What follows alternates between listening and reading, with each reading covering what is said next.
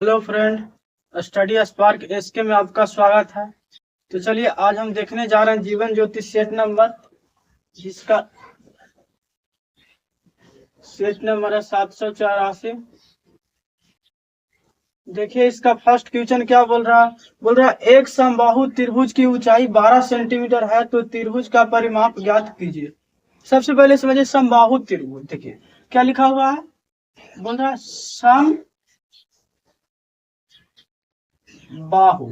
देखिए समबाहु नाम से ही क्लियर है। सम सम किसका संक्षिप्त रूप है? समान के। अब बाहु के मतलब क्या होता है? तो बोलिएगा बाहु का मतलब होता है भुजा, यानी जिसका भुजा समान हो उसे हम क्या कहते हैं? समबाहु त्रिभुज। तो देखिए एक हम त्रिभुज बनाते हैं, ठीक है। इसको नाम दिए ए बी सी। ये तीनों भुजा क्या होगा? समान होगा। क्यों? क्योंकि देखिए अभी आपको बताएं सम बाहु, सम किसका संक्षिप्त रूप है? समान के। अब बाहु का मतलब होता है भुजा, यानी समान भुजा। तो तीनों को हम समान भुजा वाला बना दिए। अब ज्योमेट्री में पढ़े होंगे, देखिए ए है, बी है, सी है। अच्छा देखिए ई भुजा के लिए कौन सा कोण होगा? तो कहिएगा ई भुजा के लिए ए वाला कोण होगा। तो ई भुजा के लिए ई कोण होगा तो इसको हम नाम दे दिए थीटा। ई भुजा के लिए सामने वाला कौन होता है? तो थीटा नाम दे दिए। तो ई देखिए ई भुजा और ई भुजा क्या है? आपस में बराबर है। तो अगर ई भुजा से ई कोण थीटा बना तो ई भुजा से भी ई कोण क्या बनेगा? तो कहिएगा थीटा। अच्छा ई भुजा के लिए सामने वाला कोण क्या है? तो कहिएगा ई है सर। देखिए ई भुजा या ई भुजा आपस में बराबर है तो ई कोण अगर थीटा बनाया तो ई भुजा भी कौन क्या कोण बनाएगा? तो कहिएगा थीटा बनाएगा। अब आपको पता है त्रिभुज में तीनों कोणों का योग कितना होता है? तो कहिएगा 180। तो देखिए थीटा प्लस थीटा बराबर कितना डिग्री हो गया? तो कहिएगा 180 डिग्री। तो थीटा प्लस थीटा क्या हो गया था? कहिएगा 3 थीटा बराबर 180 डिग्री। तो थीटा बराबर कितना हो गया? तो कहिएगा 60 डिग्री। तो त्रिभुज का तीनों कोण क्या है? तो कहिएगा थीटा थीटा है। यानी सर तीनों भुजा होगा ना, 60 डिग्री का होगा। अब देखिए जब तीनों भुजा पता चल गया कि हमको त्रिभुज का तीनों साइड बराबर होता है सर, तीनों कोण भी 60 डिग्री का होता है, लेकिन हमको तो क्वेश्चन में सर जो दिया गया है क्या दिया गया है? ऊंचाई दिया गया है। यानी सर ई वाला जो हाइट है ना, ई दिया गया है जो कि कितना दिया गया है? 12 सेंटीमीटर। अभी बताइए ऊंचाई दिया गया है तो ये त्रिभुज को अगर हम अलग करते हैं, जैसे देखिए एगो हम क्या क्या किए? इस पे लंब डाले परपेंडिकुलर। तो लंब जिस पे डालते हैं किसका? देखिए ए बी सी है, इसको डी नाम देते हैं। अब देखिए लंब है तो लंब हमेशा 90 डिग्री का एंगल बनाता है। तो इस त्रिभुज को अगर हम बाहर निकालते हैं, देखिए A B A D C, इस त्रिभुज को बाहर निकालते हैं तो कहिएगा सर ई वाला कोण तो 90 हो गया, ई वाला कोण 60 डिग्री है और ई मेरा कोण कितना डिग्री है? 30 डिग्री है। चलिए इसका यूज नहीं है, अभी आपको बताते हैं। अच्छा ई वाला हाइट जो दिया गया है ना सर, इसको अगर हाइट को अगर हम अभी मानते हैं कि यहाँ पर हाइट मेरा पी है सपोज, तो देखिए हाइट मेरा पी है और तीनों भुजा त्रिभुज के बराबर होता है तो सबको नाम दे दिए ए। ठीक है, यहां से यहां तक की दूरी ए है। अच्छा तो त्रिभुज के तीनों भुजा बराबर होता है तो यहां से यहां तक देखिए तो ई वाला भुजा ए है तो ई तो ए हो जाएगा सर, हम समझ गए।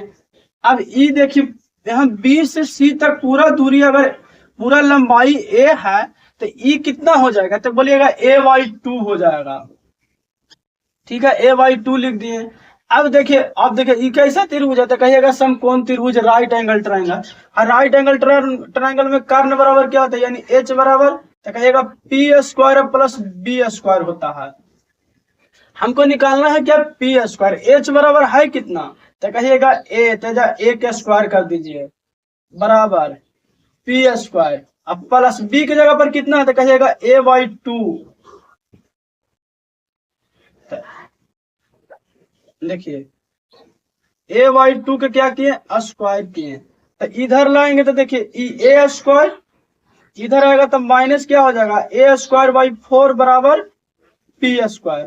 तो पी स्क्वायर तो देखिए पी स्क्वायर बराबर क्या हो जाएगा, तो कहिएगा 4 A square minus A square by 4, यानी सर पी बराबर हो जाएगा ना, 4 ए स्क्वायर में से ए स्क्वायर चल जाएगा 3 ए स्क्वायर और बाई 4, 3 ए स्क्वायर बाई 4, यानी पी बराबर की बात करेंगे ना तो सर इसका अंडर रूट हो जाएगा, under root 3 by 2 a square, जो कि हमको यही ऊंचाई निकालना है, अंडर रूट 3 ए स्क्वायर हो गया।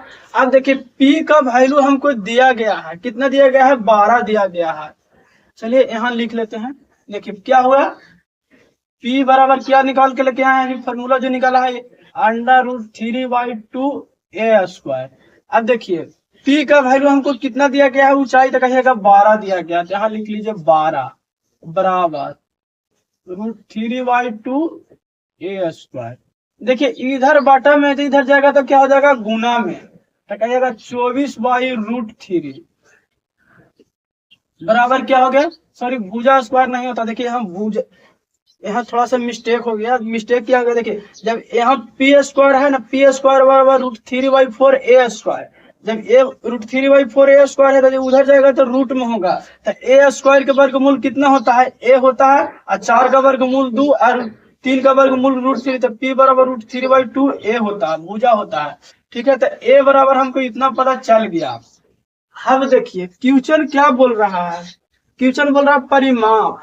अब परिमाप का मतलब होता है complete boundary, complete outer boundary. Complete outer boundary लेते हैं तो कितना है, तो कहिएगा इसका परिमाप 3 हो जाएगा, परिमाप कितना हो जाएगा, 3a हो जाएगा। तो देखिए 3a बराबर कितना है, तो कहिएगा a बराबर 24 रूट 3 है, तो इतना बटा 24 रूट 3। देखिए 3 को रूट 3 गुना रूट 3 लिख सकते हैं, तो इसका आंसर कितना हो जाएगा, 24 रूट 3 हो जाएगा, क्योंकि ऑप्शन नंबर किस में दिया गया है, मेरा बी में दिया गया है।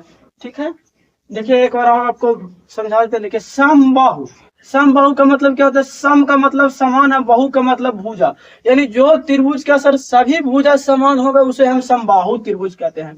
मान के चलिए एक त्रिभुज बनाया ए बी सी, उसका सभी भुजा को नाम दे दिए ए, माने ए भी ए है, ए भी ए है, ए भी ए, क्योंकि सब समान है। अब देखिए आपको पता है भुज, अगर ए बी लेते हैं तो भुजा के सामने कौन क्या हो गया, ए बी के लिए सामने कौन हो गया, सी। अगर कौन सी को थीटा लेते हैं तो देखिए अगर आप बीसी लेते हैं तो बीसी के लिए कौन हो गया, ए। और सर ए बी या बीसी बराबर है तो इसके लिए थीटा है, तो इसके लिए भी थीटा होगा। अब देखिए अगर हम एसी भुजा लेते हैं तो एसी के लिए क्या है, तो कहिएगा एसी के लिए सर एसी के सामने जो एंगल है एंगल बी है, एंगल बी है, और एसी या ए बी बराबर है तो ई वाला थीटा है तो ए भी थीटा हो जाएगा। अब देखिए तीनों थीटा हो गया। आज और आपको पता है कि त्रिभुज कोई भी त्रिभुज हो उसका तीनों कोनों का योग कितना होता है, तो बोलिएगा 180 डिग्री। तो थीटा प्लस थीटा बराबर 180 डिग्री, 3 थीटा बराबर 180 डिग्री हुआ तो थीटा बराबर कितना डिग्री हो गया, 60 डिग्री। अब जब हमको पता चल गया कि त्रिभुज समबाहु त्रिभुज के तीनों कोनों का योग 60 डिग्री होता है, तो देखिए यहाँ से हम लंब डालें, लंब डालें तो यहाँ देखिए लंब डालें, उसका एडी नाम दिए, तो इस जो लंब डालने से त्रिभुज बना उसको हम बाहर निकालें, तो देखिए जो ये लंब डाले ना उसका लंब का लंबाई हम माने पी है। आइए हमको पहले से ही एक भुजा ए दिया गया है। और देखिए यहाँ बी से सी तक पूरा लंबाई अगर ए है और हम यहाँ से सिर्फ आधा लंबाई लेंगे, तो आधा लंबाई लेंगे तो क्या हो जाएगा, a/2 हो जाएगा। आपको पता है समकोण त्रिभुज में कर्ण स्क्वायर बराबर क्या होता है, तो कहिएगा लंब स्क्वायर प्लस बेस स्क्वायर। तो कहिए देखिए यहाँ कर्ण कितना दिया गया है, तो कहिएगा ए, तो ए स्क्वायर हो जाएगा। यहाँ इसका जो हाइट है कितना है, पी है, तो पी स्क्वायर, बेस की जगह पर क्या है a/2, तो a/2 का स्क्वायर करते हैं, तो देखिए ए स्क्वायर, यहाँ ए स्क्वायर, इसको इधर लाते हैं तो माइनस में हो जाएगा, क्या हो जाएगा, a स्क्वायर बाई 4 बराबर पी स्क्वायर। देखिए अब एलसीएम अगर 4 लेते हैं तो 4a square minus a square, तो देखिए 4a स्क्वायर में से a स्क्वायर चल जाएगा तो 3a स्क्वायर और बाई 4। जब उधर रूट कीजिएगा तो 3 के अंडर रूट और a स्क्वायर के अंडर रूट में कीजिएगा तो क्या हो जाएगा, a 4 के 2, तो क्या हो जाएगा √3/2 गुना ए यानी भुजा। अब देखिए पी का जो वैल्यू है ना सर, वो हमको दिया गया है 12 सेंटीमीटर, तो पी की जगह पर 12 सेंटीमीटर के √3/2 गुना भुजा के, तो भुजा बराबर कितना आ गया 24√3। अब परिमाप का मतलब होता है कंप्लीट आउटर बाउंड्री, यानी बाहर का जो पूरा लंबाई है ना उसी को परिमाप बोलते हैं। तो परिमाप देखिए a+a+a यानी 3a, 3 अगुना ए का वैल्यू दिया गया 24√3, 24/√3। तो देखिए 3 को हम क्या √3 गुना √3 लिख सकते हैं। देखिए 3 को हम क्या लिख सकते हैं √3 गुना √3, ए वो √3 से ए वो √3 कट गया तो 24√3, जो कि ऑप्शन नंबर बी में मेरा दिया गया है। चलिए नेक्स्ट क्वेश्चन देखते हैं। 2 नंबर बोल रहा है एक कार कानपुर से दिल्ली तक 60 किलोमीटर प्रति घंटे की औसत चाल से यात्रा करती है और 90 किलोमीटर प्रति घंटे की औसत चाल से वापस आती है। संपूर्ण यात्रा में कार की औसत चाल ज्ञात कीजिए। देखिए एक कार है, सपोज आप सपोज इसे कार से जा रहे हैं, ठीक है। आप अभी कानपुर में हैं और आपको कहाँ जाना है, तो बोलिएगा सर हमको दिल्ली यानी दिल्ली जाना है। और जो आप अभी चल रहे हैं किस चाल से चल रहे हैं, तो बोलिएगा सर अगर पूरा हमको कानपुर से दिल्ली तक देखा जाए ना तो 60 किलोमीटर प्रति घंटा के चाल से हम चल रहे हैं, ठीक है। अच्छा बोल रहा देखिए अब कानपुर से आप दिल्ली पहुंच गए, तो ऐसा थोड़ी है कि अपना घर से कहीं घूमने जाते हैं तो वहीं रह जाते हैं, भाई आना तो है ना। तो अब दिल्ली से आ रहे हैं अपना घर कानपुर, ठीक है। लेकिन जब सर आने वक्त हम देखें ना तो पूरा रास्ता में चाय पिए, थोड़ा सा आराम किए, लेकिन पूरा चाल का देखें ना तो हम 90 किलोमीटर प्रति घंटा की चाल से हम वापस चलाए हैं सर, ठीक है। अब ये बताइए, तो बोल रहा आने और जाने का अगर हम दोनों का औसत ले, हम ऐसा सोचे कि आने और जाने का अगर हम बराबर चाल निकाले तो कितना होगा। तो देखिए दूरी क्या है, यहाँ डिस्टेंस क्या है,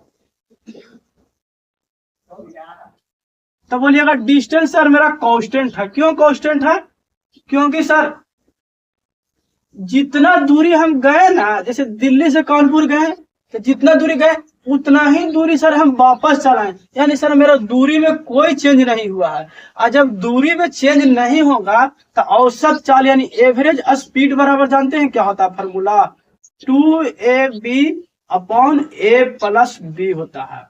अब देखिए 2 ए कितना है, तो बोलिएगा सर हम 60 किलोमीटर प्रति घंटा के चाल से गए हैं, बी 90 है अपॉन 60 + 90 कीजिए। तो देखिए 2 गुना 60 गुना 90 अपॉन 9 या 6 15 यानी सर 150 हो गया। अब देखिए यहाँ काटेगा तो 75, 15 × 5 = 75 और 15 × 4 = 60, 18 × 5 = 90। अब 18 गुना 4 गुना 18 की जगह तो कितना हो जाएगा, तो बोलिएगा 72 किलोमीटर प्रति घंटा, यानी 60 किलोमीटर प्रति घंटा हम कानपुर से दिल्ली गए और 90 किलोमीटर प्रति घंटा हम दिल्ली से कानपुर आया और पूरा एवरेज देखे ना स्पीड, तब 72 किलोमीटर प्रति घंटा, जो कि ऑप्शन नंबर किस में दिया गया, सी में दिया गया है। अब आप बोलिएगा कि हम फार्मूला याद हमको होबे नहीं करता सर, 5 मिनट पहले हम खाना खाए हैं जो तो याद ही नहीं होता, फार्मूला हम कहाँ से याद करेंगे। तो देखिए आपको बताते हैं, और एवरेज स्पीड यानी औसत चाल बराबर क्या होता है, कहिएगा औसत का मतलब तो इतना हमको याद रहता है कि कुल दूरी अपॉन कुल समय होता है। क्या होता है, कुल दूरी अपॉन कुल लगा समय, औसत चाल बराबर कुल दूरी अपॉन कुल लगा समय। अच्छा मान के चलिए कि यहाँ से जो यहाँ तक डिस्टेंस है ना, चलिए इसको थोड़ा सा इरेज कर लेते हैं। मान के चलिए कि यहाँ से जो कानपुर से दिल्ली तक डिस्टेंस है उसका 1 यूनिट माने, तो यहाँ से यहाँ देखिए कानपुर से दिल्ली गए 1 यूनिट, फिर दिल्ली से कानपुर वापस आए तो फिर 1 यूनिट, यानी टोटल दूरी सर हम 1 यूनिट + 1 यूनिट 2 यूनिट कवर कर लिए। अच्छा कुल समय तो हमको दिया गया नहीं है, लेकिन हम इतना तो जानते हैं सर कि समय बराबर जो हम क्या होता है फार्मूला, दूरी बटा चाल होता है, ठीक है। यानी टाइम बराबर क्या होता है, डिस्टेंस अपॉन स्पीड होता है। तो देखिए डिस्टेंस शुरू बार कितना कवर किए, तो बोलिएगा हम 1 कवर किए हैं, तो 1 लिख लीजिए। किस स्पीड से किया है, 60 से स्पीड से। और फिर जो वापस आए उसमें भी डिस्टेंस 1 कवर किए हैं, क्योंकि सेम दूरी वापस आए लेकिन 90 की स्पीड से आए हैं। ऊपर में देखिए 2 लिख लिए। अच्छा, नीचे में देखिए 60 और 90 का एलसीएम ना लेकर के हम 60 गुना 90 कर लेते हैं। तो देखिए यहाँ तो 60, यहाँ भी 60 है, यहाँ भी 60 है, तो यहाँ कितना आ जाएगा, तो बोलिएगा 90। यहाँ 90 है, यहाँ 90 है, तो यहाँ कितना हो जाएगा, तो कहिएगा 60। अब देखिए ई वाला क्या हो जाएगा, अगर मेन बटा ई है तो यू ऊपर चल जाएगा, तो ऊपर जाएगा तो क्या हो जाएगा, 2 गुना 60 गुना 90 अपॉन क्या हो गया, 90 प्लस 60 या 60 प्लस 90 कहिए, बात सेम है। ए प्लस बी कहिए या बी प्लस ए कहिए, क्योंकि सेम फार्मूला हो गया सर। इस 2 गुना 60 गुना 90 अपॉन कितना हो गया, 150। यहाँ से काटिएगा 75, 15 पचे 75, 15 चौ 60, अब 18 पचे 90, अब 18 गुने 4 72 किलोमीटर प्रति घंटा। देखिए अब ये आपको फार्मूला कहाँ यूज आएगा, जहां आपको टाइम बचाना है। एग्जामिनर 3 नंबर क्वेश्चन क्या है ना, एक व्यापारी को अंकित मूल्य पर 10% की छूट देने के बाद 20% की लाभ होता है। यदि कोई छूट ना दे तो उसका लाभ प्रतिशत ज्ञात कीजिए। देखिए अंकित मूल्य पर छूट दिया, अंकित मूल्य का मतलब क्या होता है, मार्केट प्राइस। जैसे मार्केट प्राइस इसका 100 है, मान के चले कि देखिए इसमें लिखा होता है MRP, उसका मतलब होता है मैक्सिमम रिटेलर प्राइस। यानी कोई भी खुदरा दुकानदार है ना, वो इससे जो इसमें लिखा हुआ है सामान में, उससे ज्यादा में वो नहीं सेल कर सकता है, नहीं तो उस पर आप कंप्लेन लगा सकते हैं। MP यानी मार्केट प्राइस इसमें लिखा हुआ है 100 रुपया मान के चलिए। अब देखिए 10% की छूट दे दिया, तो 100 पर अगर 10 की छूट देगा तो कितना रुपया में मार्कर बेचा होगा, तो बोलेगा 90 में बेचा होगा। लेकिन जानते हैं दुकानदार बहुत तेज था, 10% की छूट दिया ना, फिर भी उसको 20% के लाभ हो गया। और लाभ हानि किस पर होता है, क्रय मूल्य पर यानी कॉस्ट प्राइस पर। अब देखिए कॉस्ट प्राइस 100% होता है, तो आप बोलिएगा कि सर मार्केट प्राइस भी कहिएगा कि 100% होता है, और कॉस्ट प्राइस भी 100% होता है, तो फिर डिफरेंट क्या है। तो देखिए कॉस्ट प्राइस किसके लिए 100% होता है, दुकानदार के लिए। दुकानदार यानी जो सामान बनाया है या खरीदा है दूसरे से बेचने के लिए, उसके लिए। और ये जो मार्केट प्राइस 100% होता है ना, ग्राहक के लिए होता है। ठीक है, मार्केट प्राइस 100% किसके लिए होता है, ग्राहक के लिए होता है। अब देखिए दुकानदार के लिए इसीलिए बोल रहा है ना, क्योंकि दुकानदार का पता है कि हमको कितना बनाने में लगा है। अच्छा ये बताइए, हम करें कि दुकानदार को 20% प्रॉफिट होता है, दुकानदार सिर्फ जान सकता है, कस्टमर को क्या पता। कस्टमर तो MP देखेगा यानी मार्केट प्राइस देखेगा और उस पर डिस्काउंट खोजेगा। तो देखिए दुकानदार के लिए 100% होता है। अब 20% के लाभ कम आ गया, तो कितना कम आ गया जी, तो कहिएगा 120% हो गया। 120% हुआ ना सर, जो 90% सेलिंग, 90 रुपए सेलिंग प्राइस के बराबर हो गया। इन दोनों का हम कर लेते हैं बराबर। अब देखिए 120% बराबर अगर 90 है, आगे क्वेश्चन बोल रहा है ना कि अगर कोई छूट नहीं देता। अच्छा ये बताइए 120% बराबर 90 है, तो एक बराबर क्या होगा, आप यूनिटी मेथड में पढ़े होंगे। एक बराबर कहिएगा 120/90। क्या हमको एक का वैल्यू निकालना है, तो नहीं, हमको एक का वैल्यू नहीं निकालना, हमको तो निकालना है 100 का वैल्यू। तो गुना कर लीजिए 100, 1 0 से 1 0, 3 तिया 9 और 4 तिया 12। 120% बराबर 90 हो गया। हमको पूछ रहा है कि अगर कोई छूट नहीं देता तो उसे कितना प्रतिशत का लाभ होता। तो देखिए अब कितना हो गया, 400/3। अभी देखिए 100 रुपया के सामान कितना में सेलिंग कर रहा है जी, जो न्यू सेलिंग प्राइस हुआ, न्यू सेलिंग प्राइस कितना हो गया, 400/3। अब आपको पता है कि अगर हमको प्रॉफिट हो रहा है ना, तो प्रॉफिट हो रहा है तो विक्रय मूल्य में से अगर क्रय मूल्य को घटा देंगे तो हमको कितना प्रॉफिट हुआ जब पता चल जाएगा।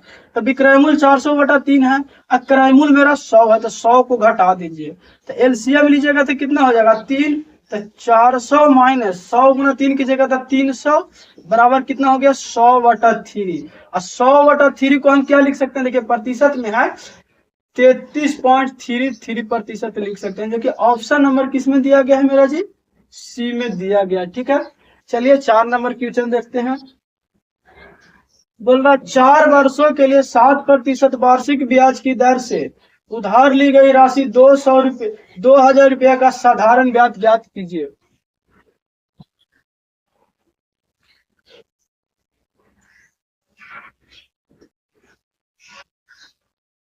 देखिए बोल रहा है ना 4 नंबर की, 4 वर्षों के यानी समय कितना है,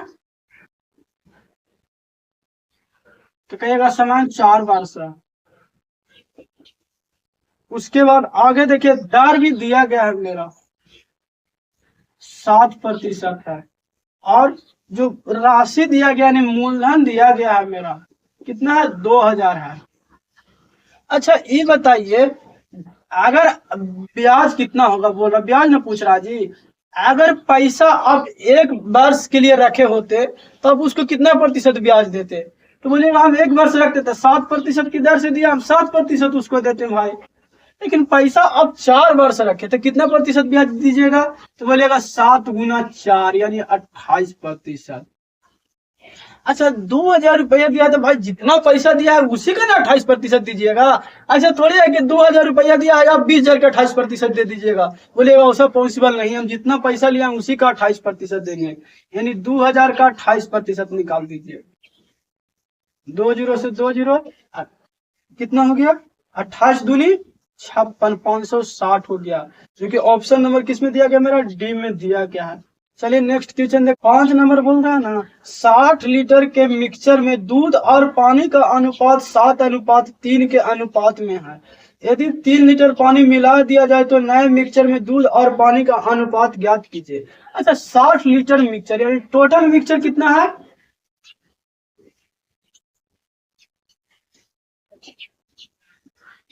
तो बोलेगा 60 लीटर है। अच्छा किस अनुपात में है, तो बोलेगा मिल्क और वाटर का जो रेशियो है ना अनुपात, मिल्क और वाटर का जो अनुपात है 7:3 में है। अच्छा इसको रियल वैल्यू में लाने के लिए हम x लगाते हैं, तो 7x ये हो गया 3x। अच्छा बोल रहे टोटल, तो इसको भी हम क्या कर लेते हैं, टोटल कर लेते हैं, तो कितना हो गया 10x। 10x बराबर मेरा दिया गया है कितना है, 60 लीटर है, सॉरी 10x बराबर अगर 60 है, x बराबर कितना हो जाएगा, तो बोलिएगा 6। x बराबर 6 होने से हमको पता चल गया कि जो मिल्क और वाटर का जो रेशियो, मिल्क और वाटर रेशियो में नहीं रियल में जो कितना है, तो कहिएगा 7 गुना 6 यानी 42, छोतिया 18 यानी बोलेगा 42 लीटर मेरा दूध है और 18 लीटर पानी है, इसीलिए 7:3 में मिलाया गया है। अब बोल रहा है क्वेश्चन आ गया ना कि 3 लीटर पानी और मिला दिया जाए। देखिए 3 लीटर पानी को और मिला दिए, क्या दूध में कोई चेंजेस करने के लिए बोला है, नहीं बोला, तो हम दूध में कोई छेड़छाड़ नहीं करेंगे। अब देखिए ये हो गया दूध मेरा 42 लीटर है, 42 रह दीजिए, 18 लीटर पहले से था और 3 लीटर पानी मिला दिया, अब कितना लीटर हो गया, तो बोलेगा 18 3 21, इसको काटेगा तो एक मतलब 21 है, 21 दूनी 42, जो अब जो रेशियो बनेगा ना वो 2:1 में बनेगा, जो कि ऑप्शन 6 नंबर बोल रहा है एक व्यक्ति एक वस्तु को 247.5 में बेचता है जिससे उसे 12.5% का लाभ होता है, वस्तु का क्रय मूल्य कितना था। अच्छा बेचता है तो मतलब सेलिंग कर रहा है, तो सेलिंग प्राइस उसका कितना है, तो बोलिएगा 247.5 है। अच्छा ये बताइए उसे लाभ होता, अच्छा लाभ हानि किस पर होता है, तो कहिएगा क्रय मूल्य यानी कॉस्ट प्राइस पर। लाभ कितना हो रहा है, तो बोलिएगा 12.5%, यानी कॉस्ट प्राइस अपने आप में 100% होता है, अब 12% के लाभ हो गया यानी 112.5 हो गया सर, प्रतिशत में लिख लेते हैं। अब बोल रहा है ना वस्तु का क्रय मूल्य, अब ये बताइए इतना रुपया ये इतना प्रतिशत क्या हो गया आपस में बराबर, तो 112.5% बराबर कितना है जी, 247.5 रुपया है। 1% बराबर अगर निकालेंगे तो कितना हो जाएगा, तो बोलिएगा 247.5 बटा 112.5, लेकिन हमको निकालना है कितना प्रतिशत के, 100% के। 1 जीरो दशमलव से दशमलव हटाइए, देखिए यहाँ 5 मरतबे लगाइएगा तो 5 दूनी 10, जो कि 12 5 दूनी 10, ये हो गया 25 तो पापा से 25। यहाँ अगर 5 से लगाते हैं तो 5 20 तो बच गया 4 तो हो गया 47। 9 बचे 45 तो बच गया 2 तो पापा से 25। फिर 5 से लगाइए 5 20 हो गया 2 बच गया 5 तो पापा से 25। यहाँ 5 से लगाते हैं तो कितना हो गया 9 5 45 और 9 5 45 99। अब देखिए 9 से लगाते हैं तो 5 मरतबे 45 आएगा 11 मरतबे 99। यहाँ 20 5 100 यानी 11 गुना 20 करेंगे ना तो जो मेरा ऑप्शन आएगा आंसर आएगा 220 आएगा, जो कि ऑप्शन नंबर मेरा डी में दिया गया है। चलिए 7 नंबर, एक दुकानदार छूट की निम्नलिखित 3 योजना की घोषणा करता है, कौन सी योजना ग्राहक के लिए लाभदायक होगा। देखिए पहला जो योजना दिया है ना वो कितना दिया है तो बोलेगा 25 वस्तु खरीदने पर 30 सामान प्राप्त करें। यानी कहने का मतलब है ना, अगर कॉस्ट सेलिंग प्राइस अगर कितना के दे रहे हैं 25 को के दे रहे हैं और आपको प्राप्त हो रहा है 30 गो। देखिए सबसे पहले प्राप्त कितना सामान हो रहा है 30 गो। अच्छा पैसा के गो के दे रहे हैं तो कहिएगा 25 गो के, तो 25 गो के पैसा दिए भैया 30 गो सामान प्राप्त हो गया तो फ्री में क्या हुआ तो बोलिएगा 5 गो हुआ। इसको प्रतिशत में चेंज कीजिए तो बोलिएगा 6 5 30, ये हो गया 3, हो गया 50। अब 50/3 को हम क्या लिख सकते हैं तो 50/3 को 16 48 आई हो गया 2 तो 20 यानी 16 सही 2/3%। यानी पहला जो योजना से जो मेरा लाभ छूट मिल रहा है ना कितना मिल रहा है 16 सही 2/3% के। ठीक है, अब देखिए दूसरा योजना से चेक करते हैं। बोल रहा है 12% और 18% की 2 क्रमिक छूट। ठीक है, पहला से दे रहा है 12% -12%। अब प्लस दूसरा से 18% छूट ना है तो -18%। माइनस से माइनस क्या होता है तो बोलिएगा प्लस, तो प्लस कर लेते हैं 12 गुने 18 या बटा 100। देखिए 12 और 18 कितना हो गया -30। अब प्लस 12 में 18 से गुना कीजिए तो देखिए 12 में 18 से गुना करते हैं देखिए 8 दूनी 16 के 6 हाथ में रह गया 1, यहाँ हो गया 2 और 8 10 एक बकाया हाथ में 11, 1 11 के 1 बाकी 1 1 1 2 1 1 1 2 216 आया सर। इसको चेंज करेंगे तो कितना हो गया 100 से भागा देंगे तो 2.16। इसको घटाइएगा तो कितना हो जाएगा तो 27.84। अच्छा माइनस साइन लगा हुआ इसका मतलब क्या हुआ माइनस साइन जो बता रहा है ना माइनस किसको डिनोट करता है तो बोलेगा माइनस डिस्काउंट को डिनोट करता है, माइनस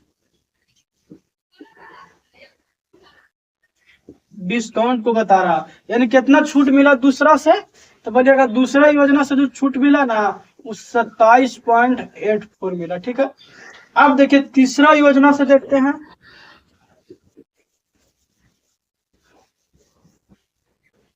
देखिए तीसरा योजना 15% की 2 समान क्रॉमिक छूट मैंने 2 से एक्सेसिव डिस्काउंट दिया 15% के, यानी -15 छूट दिया ना। अब -15 अब माइनस माइनस क्या होता है तो बोलेगा माइनस माइनस प्लस होता है, तो प्लस लिख लीजिए 15 गुना 15 अब बटा 100। ये कितना हो गया तो बोलेगा -30। अब 15 गुने 15 कितना होता है 225 और 225 मैंने 2 जीरो के बाद दशमलव दीजिएगा तो 2.5। अच्छा 30 में से चल गया तो कितना बचेगा तो बोलेगा 28.75। माइनस में आ गया। माइनस साइन क्या बता रहा है डिस्काउंट को बता रहा है यानी छूट को बता रहा है, तो कितना हो गया 28.75 जो कि अब तीसरा छूट हो गया सर 28.75। अच्छा तो देखो बोल रहा है कौन बेहतर है। अच्छा बेहतर अब किसके पास से सामान लेना चाहेंगे जो आपको सबसे ज्यादा छूट दे, और सबसे ज्यादा छूट कौन दे रहा है दूसरा दे रहा है, तो इसलिए केवल क्या हो जाएगा बी, आंसर बी हो जाएगा। केवल दूसरा ऑप्शन है, दूसरा है जो सबसे ज्यादा छूट दे रहा है। चलिए नेक्स्ट क्वेश्चन देखते हैं 8 नंबर बोल रहा है 7 सेंटीमीटर त्रिज्या और 18 सेंटीमीटर ऊंचाई वाले एक शंकु को पिघलाया जाता है और क्रमशः 20 सेंटीमीटर और 8 सेंटीमीटर आंतरिक और बाहरी त्रिज्या के खोखले धातु को अर्धगोले में पुनः ढाला जाता है तो आर का मान ज्ञात कीजिए। देखिए सबसे पहले क्या कर रहा है, एक शंकु है, ठोस शंकु है, उसको पिघला दिए। देखिए शंकु कैसा होता है जी, तो बर्थडे के हम टोपी को अगर उलट देंगे ना सर गलती से भी, तो हमारा शंकु बन जाएगा। और इसका जो त्रिज्या है, आधार का त्रिज्या यानी जो इसका त्रिज्या है वो कितना दिया गया है, तो बोलेगा त्रिज्या जो आर है कितना दिया गया है जी, क्वेश्चन में 7 सेंटीमीटर है। अच्छा बोला इसका ऊंचाई यानी जो एच है ये भी दिया गया 18 सेंटीमीटर। अब देखिए 18 सेंटीमीटर। अब बोल रहा है इसको सर हम शंकु में हम नहीं रखना चाहते हैं, हम इसको कहीं दूसरा फिगर में हमको चेंज करना है।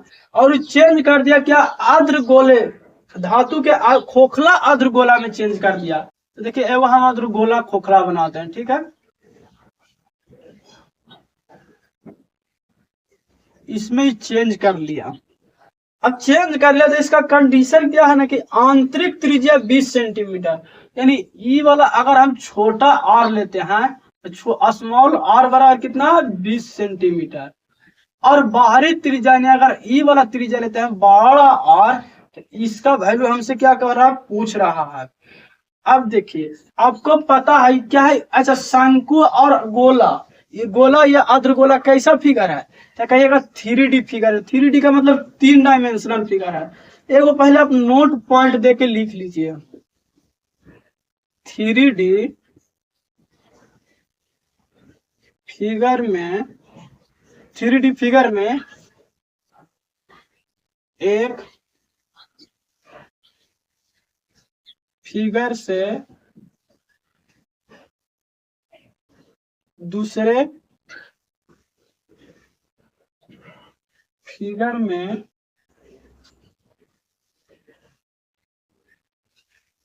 चेंज करने पर आयतन समान होता है।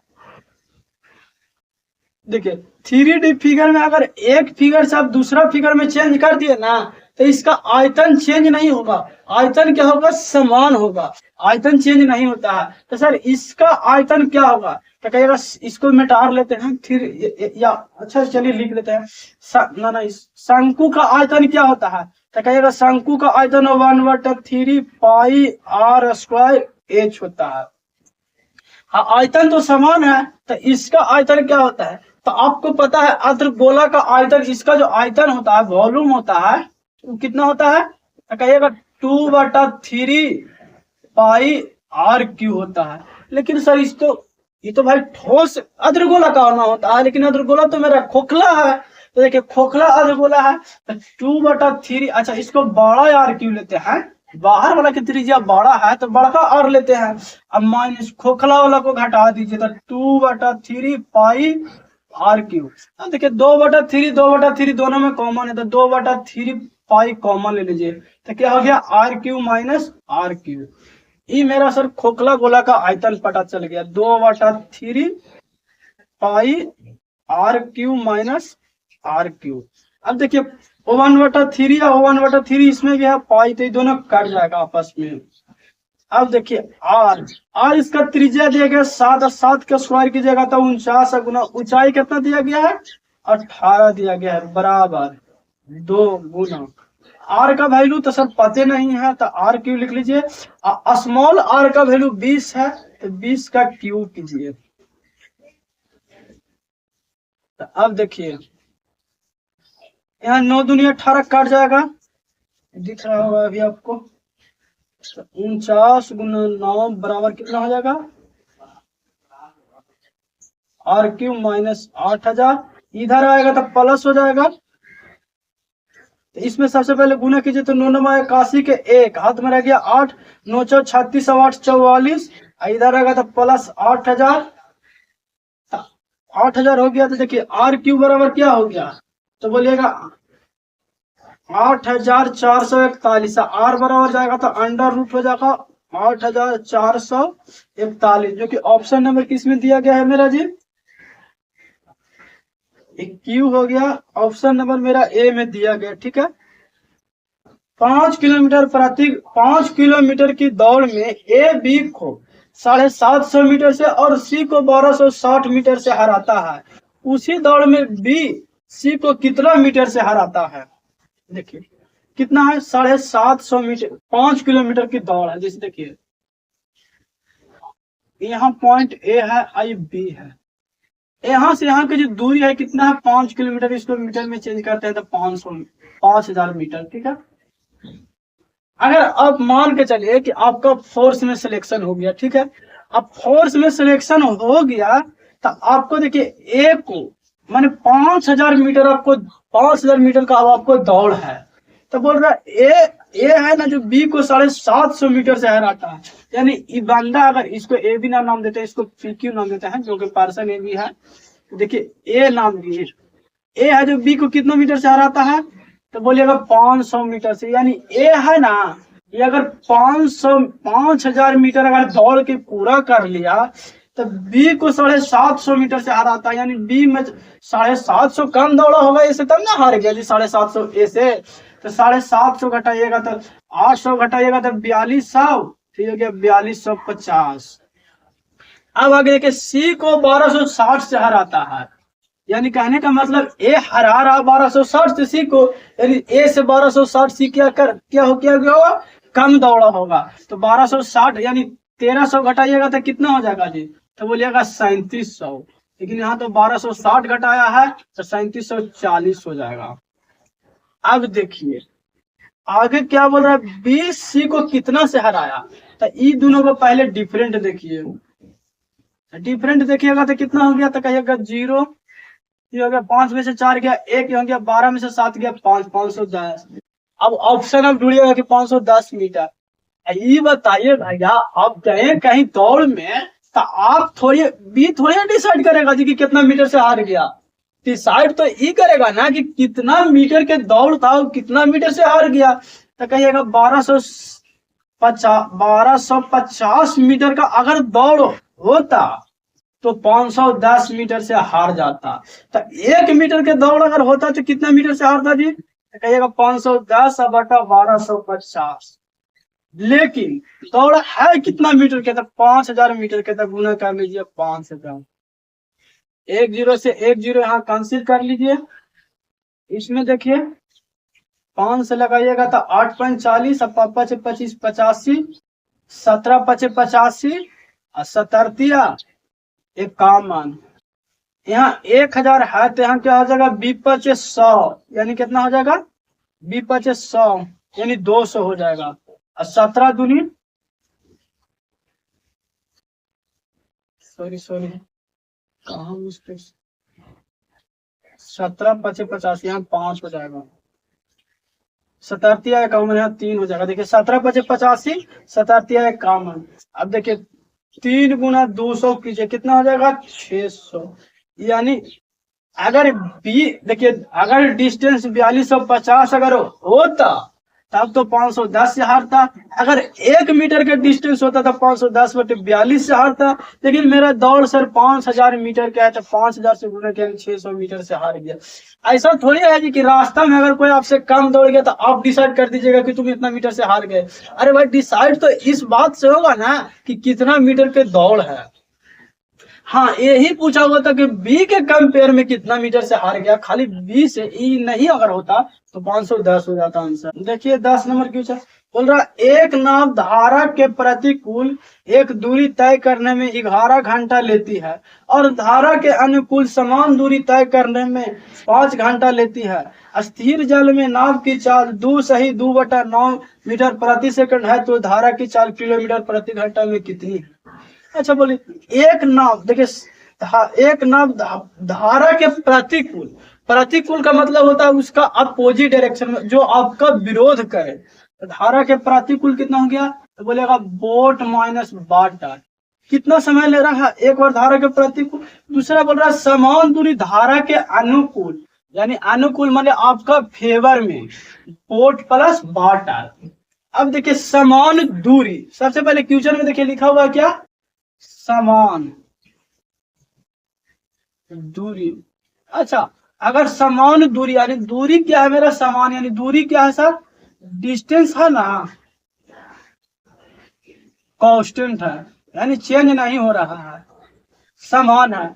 अच्छा ये बताइए, अब सबसे पहले देखिए समान दूरी और समय कितना कितना ले रहा था सर, धारा के जो टाइम ले रहा है वो धारा के प्रतिकूल यानी 11 घंटा का ले रहा है, 11, और धारा के अनुकूल यानी धारा के दिशा में 5 घंटा का ले रहा है।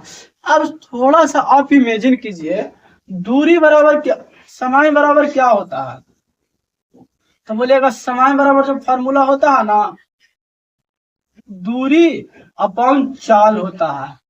अच्छा ये बताइए, समय बराबर दूरी बटा चाल होता है, यानी टाइम बराबर क्या होता है, डिस्टेंस अपॉन स्पीड होता है।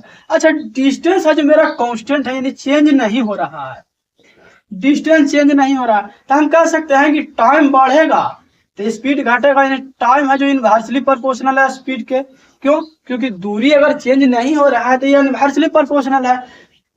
किसी को समय ज्यादा लग रहा है यानी उसका चाल कम है, और किसी को समय कम लग रहा है यानी उसका चाल का ज्यादा है। क्यों? क्योंकि मेरा डिस्टेंस कांस्टेंट है। और यहाँ क्वेश्चन में भी दिया गया समान दूरी, यानी सर टाइम और स्पीड इनवर्सली प्रोपोर्शनल होगा, एक दूसरे का उल्टा होगा। देखिए इसका स्पीड कितना हो जाएगा, 5:11। अब काम बन गया। चलिए देखते हैं।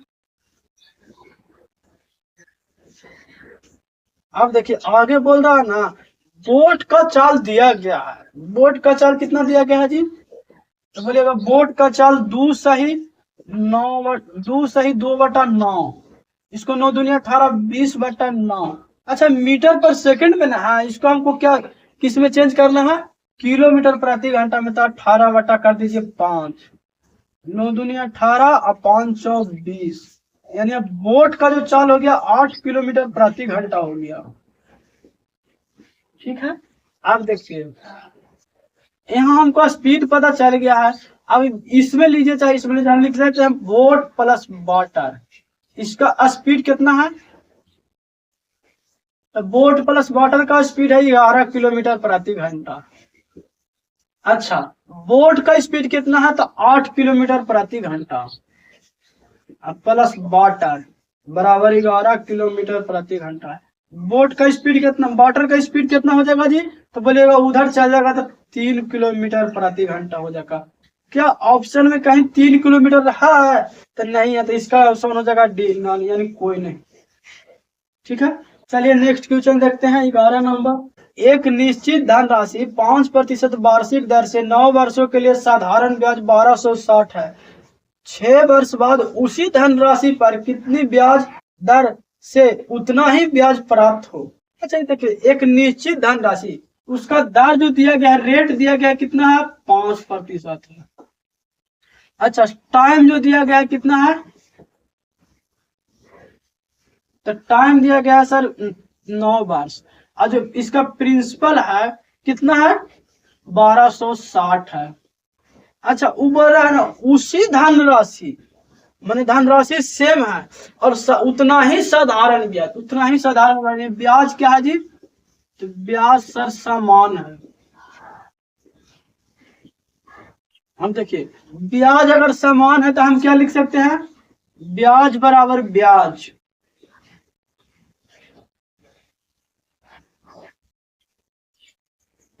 ब्याज बराबर ब्याज लिख सकते हैं। अब ब्याज बराबर क्या होता है, बोलिएगा मूलधन गुना समय गुना दर अब बटा 100 होता है। उसी तरह से इधर लिखिए मूलधन गुना समय गुना दर अब बटा 100। अच्छा ये देखिए मूलधन कितना है, तो कहेगा दोनों दोनों समान है, तो मानते हैं कि 1 है।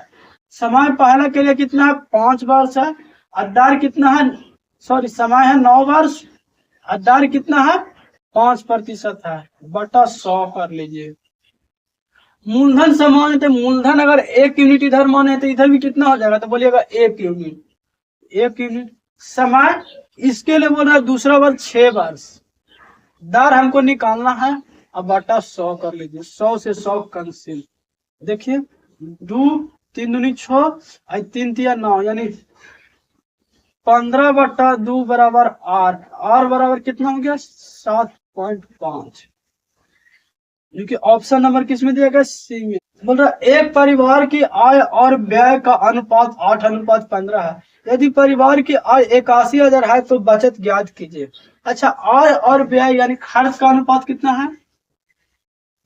तो बोलिएगा आय और व्यय का जो अनुपात है ना वो 18:15 में है। अच्छा, इसको रियल वैल्यू में अगर लाना मतलब जितना है उसको रेशियो हटाएंगे तो कितना हो जाएगा? 18:15 हो जाएगा। ठीक है। अब बोल रहा है यदि परिवार का आय 81,000 रुपया है, यानी देखिए यहाँ अगर 18 एक से आय और रुपया में कितना है? 81,000 है। तो हम कह सकते हैं कि 18 एक से 81,000 के दोनों क्या है? बराबर है, क्योंकि दोनों आय है। तो एक से बराबर कितना हो जाएगा? 81,000 अपन 18, 9 दूनी 18, 9 नमा 81, यहाँ हो जाएगा देखिए 9,000 अब बटा 2 यानी कितना हो जाएगा? 4500। एक्स बराबर आया। अब देखिए क्वेश्चन बोल रहा है ना उसका बचत। अच्छा, बचत क्या होता है? तो बोलिएगा जो बचत होता है ना, मेरा आय में से खर्च को घटा दीजिए। आय में से क्या कीजिए? खर्च घटा दीजिए। तो आय है कितना? आय में से खर्च को घटाने से बचत मिलता है। आय मेरा 18x है, खर्च 15x है, दोनों को घटाएंगे तो कितना मिल जाएगा? 3x। तो देखिए 3x, तो बचत कितना हो गया? तो बोलिएगा 3 गुना 4500। यहाँ भी एक स्टेप और भी लिख सकते हैं कि आय मेरा 18x है, खर्च मेरा कितना है? 15x है, तो बराबर हो गया 3x। 3 गुना 4500 करेंगे तो कितना हो जाएगा? 5 या 15 के 5 बाकी, 4 या 12 1 13, जो कि ऑप्शन नंबर किस में दिया गया है? डी में दिया गया है। चलिए नेक्स्ट क्वेश्चन देखते हैं। 13 नंबर बोल रहा वस्तु x और y का क्रयमूल्य समान है। क्रयमूल्य समान है। वस्तु x को 20% की लाभ पर बेचा जाता है और वस्तु y को x के विक्रय मूल्य से 126 कम पर बेचा जाता है। यदि दोनों वस्तु को बेचने पर शुद्ध लाभ 14% है तो प्रत्येक वस्तु का क्रय मूल्य क्या कीजिए? अब देखिए वस्तु x और y का क्या है? क्रय मूल्य समान है। यानी सर सीपी है ना, कॉस्ट प्राइस, वो x और y का दोनों का समान है। x और y दोनों का क्या है? समान है। चलिए और नीचे लिखते हैं थोड़ा सा। एक्स और वाई दोनों के लिए समान है। अब देखिए बोल रहा यदि देखिए एक्स और वाई, एक्स को 20% की लाभ पर बेचा जाता है। अच्छा, क्रय मूल्य कितना प्रतिशत होता है? कहिएगा 100% होता है। 20% की लाभ पर बेचा जाता है यानी सेलिंग प्राइस कितना हो जाएगा? तो बोलेगा एक्स के 120%, ताकि 100% क्रय मूल्य है, 20% प्रॉफिट हो रहा है। तो एक यहाँ 20% क्या हो रहा है? प्रॉफिट हो रहा है। तो एक्स के 120% हो गया। अब देखिए आगे, यदि वाई को एक्स के विक्रय मूल्य से 126 कम में बेचा जाता तो एक्स के विक्रय मूल्य कितना है? एक्स गुना 120%। अब वाई के विक्रय मूल्य होगा एक्स के विक्रय मूल्य से कितना कम बेचता है? 126 कम में बेचा जाता है। 126 कम में बेचा जाता है। यदि दोनों वस्तुओं को बेचने पर शुद्ध लाभ 14% के होता है। देखिए ये भी 100% है। दोनों को बेचे यानी दोनों को मिला के बेचे ना तो शुद्ध लाभ 14%। तो देखिए क्रय मूल्य है कितना? तो 100% प्लस 100% यानी 200%। 14% के लाभ हुआ यानी 200% है और 14% के लाभ हुआ यानी 114/100 कर दीजिए। ठीक है। अब देखिए 114/100 की, जब देखिए यहाँ 120x है, यहाँ 120x, सॉरी यहाँ x का 120% है, x का 120%। तो अगर x कॉमन लेते हैं तो क्या होता है? 120% प्लस 120%। माइनस में कितना है? 126। 2 0 से 2 0 कैंसिल यानी कितना हो गया? 228 हो गया सर। इधर किसमें है? प्रतिशत में है तो प्रतिशत लगा लीजिए। अब देखिए x गुना 120 कितना हो गया? 240%। इधर माइनस में है कितना? 228, यहाँ 228 प्लस में, इधर आएगा तो माइनस में 228%। इधर 126 माइनस में, उधर जाएगा तो प्लस में 126। अब देखिए x गुना कितना हो जाएगा? 28 जाएगा तो कितना हो जाएगा? 12। प्रतिशत बराबर कितना होंगे 126। x बराबर कितना हो जाएगा 126/12। क्या हमको 12% निकालना है तो नहीं, हम बोल रहे प्रत्येक वस्तु का क्रय मूल्य, प्रत्येक वस्तु का क्रय मूल्य 100% होता है, तो गुना कर लीजिए 100। यहाँ देखिए 6 दूनी 12, अगर 6 से लगाते हैं तो ये कितना हो गया 6 दूनी 12 1। अब देखिए यहाँ हो गया 50 मरतबे लग जाएगा, तो एगो 0, 1 में 5 से गुना कीजिएगा तो कितना हो जाएगा 5, अब 5 दूनी 10, यानी 1050, जो कि ऑप्शन नंबर मेरा सी में दिया गया। ठीक है, 14 नंबर बोला ना, किसी बेलन का वर्ग पृष्ठ का क्षेत्रफल उसके संपूर्ण पृष्ठ के क्षेत्रफल का 3/5 भाग है, तो बेलन की ऊंचाई और त्रिज्या के अनुपात ज्ञात कीजिए। अच्छा देखिए, बेलन का वर्ग पृष्ठ का क्षेत्रफल संपूर्ण पृष्ठ का क्षेत्रफल क्या होता है, पहले ये आपको जानना होगा। जैसे देखिए हम बेलन बनाते हैं, ठीक है, अब वर्ग पृष्ठ का क्षेत्रफल, वर्ग पृष्ठ का क्षेत्रफल का मतलब क्या होता है ना कि टॉप और बॉटम को छोड़ दीजिए, यानी इसको आप काउंट नहीं कीजिए और इसको आप काउंट नहीं कीजिए। अब बेलन का वर्ग पृष्ठ का क्षेत्रफल क्या होता है, कहिएगा इसका जो वर्ग पृष्ठ का क्षेत्रफल होता है ना, कर्व सरफेस एरिया होता है ना, ये क्या होता है 2πr/h। अब 2πr/h होता कहां से है, सबसे पहले देखिए इसको अगर हम देखते हैं, देखिए ये ऐसा कागज है, ठीक है, इसको क्या किया है, यहाँ से हम मैंने इसको रोल किया यानी बनाए, तो देखिए ऐसे बनाए, ऐसे बनाए तो ये कैसा दिख रहा है जी, तो बोलेगा ये जो दिख रहा है ना, अब हम ये दिख रहा है हमको वृत्ताकार। अब वृत्त के परिधि क्या होता है, ये जो दिख रहा है ये कैसा दिख रहा है आपको, तो वृत्ताकार दिख रहा है। अब वृत्त के परिधि क्या होता है, वृत्त का परिमाप, कहेगा वृत्त का परिमाप 2πr होता है।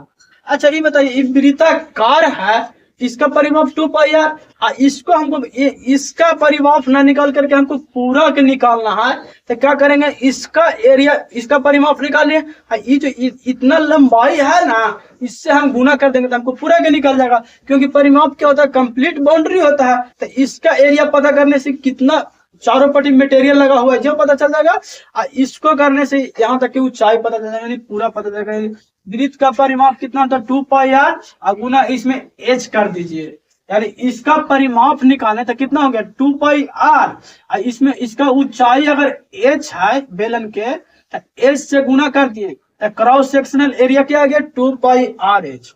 अब देखिए total curve surface area, sorry total surface area क्या होता है, तो कहिएगा अब टोटल सरफेस एरिया ले रहे हैं तो इसको मिटा देते हैं, इसको मिटा देते हैं।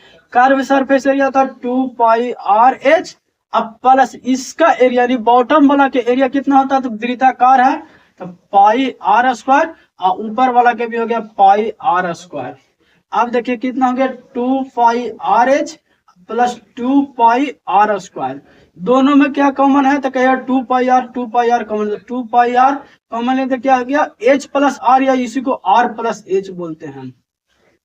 अब आपको दोनों फार्मूला पता चल गया, टोटल सरफेस एरिया और कर्व सरफेस एरिया। देखिए ये हो गया πr², ये भी हो गया πr²। कैसे आता है बेलन का, देखिए बेलन का कर्व सरफेस एरिया कैसे आता है, तो सर बेलन का जो परिमाप होता है, परिधि, परिमाप बोल दीजिए इसको, कर्व है तो इसको परिधि बोल दीजिए। वृत्त का जो परिधि होता है 2πr, अब वृत्त के परिधि में अगर ये वाला ऊंचाई से गुना कर देते हैं तो हमको कर्व सरफेस एरिया मिलता है 2πrh। जब कर्व सरफेस एरिया मिल गया ना, तो उसको टॉप का एरिया और बॉटम का एरिया दोनों का काउंट करते हैं, तो हो गया टोटल सरफेस एरिया, जो कि 2πr × r प्लस h होता है। अब देखिए क्वेश्चन पर आते हैं।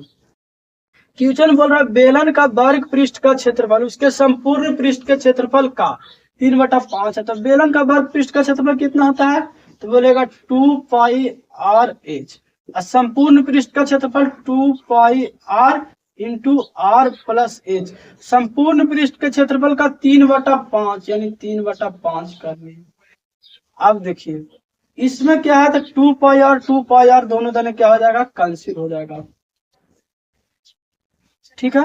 अब देखिए 2πr दोनों दोनों कैंसिल हो गया। अब देखिए h इधर क्या हो जाएगा, भागा में है तो गुना में, तो 5h बराबर कितना हो गया 3r प्लस 3h, इधर आएगा तो माइनस में, तो क्या हो गया 2h बराबर 2h अनुपात 3R। अब हमसे पूछ रहा है किसका, ऊंचाई और त्रिज्या का अनुपात। यानी देखिए इसको अगर हम एच, इसको अगर इधर लाते हैं तो एच बटा आर हो गया बराबर 3/2, यानी 3:2 हो जाएगा, देखिए ऑप्शन नंबर मेरा बी में दिया गया है। ठीक है, चलिए नेक्स्ट क्वेश्चन देखते हैं। बोल रहा है ना, एक खिलौना निर्माता 90,000 रुपए की कुल लागत से 1200 खिलौने कारें बनाई। उसने 200 कारें चैरिटी कार्यक्रम दान कर दी। बाकी के लिए उसने 120 रुपये प्रति कार के बाजार मूल्य पर 10% की छूट की घोषणा की। उसने खरीदी गई हर 8 खिलौने कारों के लिए 2 खिलौना कारें मुफ्त देने की पेशकश की। यदि सभी 1200 खिलौनों कारें वितरित की गई तो उसका लाभ या हानि प्रतिशत क्या है। अच्छा, टोटल लागत कितना लगा, तो कहिएगा कुल लागत लगा है ना, कुल लागत कितना लगा है 90,000। अच्छा, टोटल खिलौना कार कितना बना है, तो कहिएगा खिलौना कार बना है ना,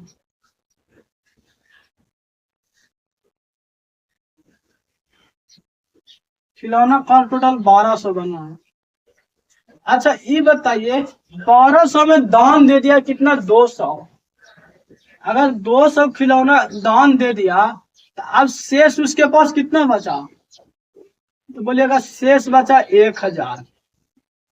1200 में 200 दान देते तो शेष बचा 1000। अब बोल रहा है 120 रुपये प्रति कार, यानी जो सेलिंग करने का जो बात कर रहा है ना, कैसे कर रहा है, 120 रुपये प्रति कार, यानी एक कार का 120 रुपया, लेकिन 10% की छूट देता है। 120 रुपया में 10% की छूट दे रहा था, ले रहा होगा कितना प्रतिशत, 90%, 90/100। लेकिन एक योजना और निकाला कार को सेलिंग करने के लिए कि 8 कार खरीदिएगा ना तो 2 कार हम फ्री दे देंगे। यानी 8 कार का अगर आप सेलिंग प्राइस हमको देते हैं तो 2 कार फ्री देते हैं। तो 8 कार पैसा वाला, 2 कार फ्री वाला, आपके पास कितना कार आया, तो कहिएगा 10 कार। और 10 कार में आप पैसा दिए 8 कार के, 2 कार क्या है आपका फ्री है।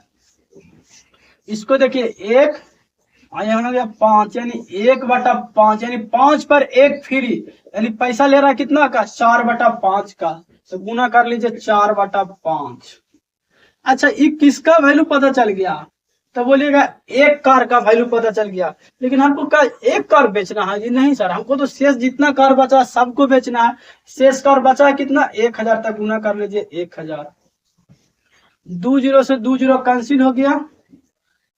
अब देखिए कितना हो गया, 12 गुने 9 गुना 4/5 गुना 1000, जो कि आप डायरेक्ट भी कर सकते तो वहां से 25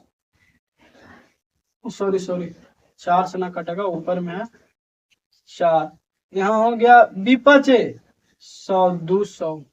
अब देखिए यहाँ गुना कीजिए 9 4 36, तब 12 गुना 36, 9 4 36, 12 24 गुना 36 कर लेते हैं, 24 गुना 36 गुना 20, 24 गुना 36 कीजिएगा तो कितना हो जाएगा, तो 12 दूनी 24 के 4 हाथ में, 24 के 4 हाथ में 2, 4 दिया 12 और 2 14, और 12 6 दूनी 12, 14 और 12 कितना हो जाएगा, 26 के 6 हाथ में 2 और 3 दूनी 6 2 8, यानी इतना हो गया 8,600 80,604 रुपया हो गया। अभी बताइए 90,000 पूंजी लगाया, इतने में बेच लिया तो इसको तो लॉस हो गया जी। लॉस कितना हुआ, तो 90,000 में से घटा लीजिए 80,000, 84,400 हो गया। इसको सीधा सीधी बोलिए 84,400। तो कितना इसका लॉस हुआ, तो बोलेगा 4,000 से कम हुआ, यानी 3600 का लॉस हुआ। अच्छा लॉस किस पर होता है, हमेशा किस पर होता है लॉस, तो कहिएगा सर लॉस होता है क्राइमूल पर, जितना हम पैसा लगाए हैं। तो 3600 बटा 90,000 अब गुना कर लीजिए 100, 2 0 से 2 0 कैंसिल, 2 0 से 2 0 कैंसिल, 9 4 36, यानी 4% के मेरा हानि हो गया, जो कि ऑप्शन नंबर किस में दिया गया है, ए में दिया गया है। चलिए नेक्स्ट क्वेश्चन देखते हैं। 16 नंबर बोल रहा है 20 रुपया एक वस्तु को बेचकर, यानी 20 रुपया में एक वस्तु को बेचकर एक विक्रेता को 10% लाभ अर्जित करता है। वह विक्रय मूल्य का कितना बढ़ाया जाए कि अब लाभ 40% हो। देखिए 20 रुपया में एक वस्तु को बेचकर का मतलब सेलिंग करके, और सेलिंग 20 रुपया में, यानी सेलिंग प्राइस अगर 20 रुपया है, अब बोल रहा है 10% की लाभ अर्जित करता है। अगर 20 रुपया में बेचा ना तो उसको 10 रुपया के प्रॉफिट हुआ, यानी प्रॉफिट और लॉस किस पर होता है तो बोलेगा क्रय मूल्य पर, यानी कॉस्ट प्राइस पर। अब कॉस्ट प्राइस जो भी सामान बनाया है, जैसे देखिए मार्कर अगर हम बनाए हैं तो मेरे लिए कितना प्रतिशत होगा, 100% होगा। कॉस्ट प्राइस 100% होता। अब बोल रहा है 10% प्रॉफिट हो गया, यानी 100% में 10% प्रॉफिट हो गया, तो आप 10% ऐड कर लीजिए। तो अब कितना हो गया तो बोलेगा 110%। 110% हो गया किसके बराबर, 20 रुपया में बेचे वस्तु तब, यानी 20 रुपया बराबर 110%। तो 1% बराबर कितना हो जाएगा तो बोलेगा 20/110। अब देखिए क्वेश्चन आगे बोल रहा है ना कि अब हमको भाई 10% प्रॉफिट में काम नहीं चल रहा है, हमको 40% प्रॉफिट करना है। तो 100% क्रय मूल्य है, अब हमको 40% प्रॉफिट करना, तो इसमें क्या करना होगा तो 40% ऐड करना होगा। तो अब कितना हो जाएगा तो बोलेगा 140%। तो गुना कर लीजिए 140%, प्रतिशत से प्रतिशत कैंसिल हो जाएगा, 1 0 से 1 0 कैंसिल। अब देखिए 14 कितना हो गया 28, 280/11।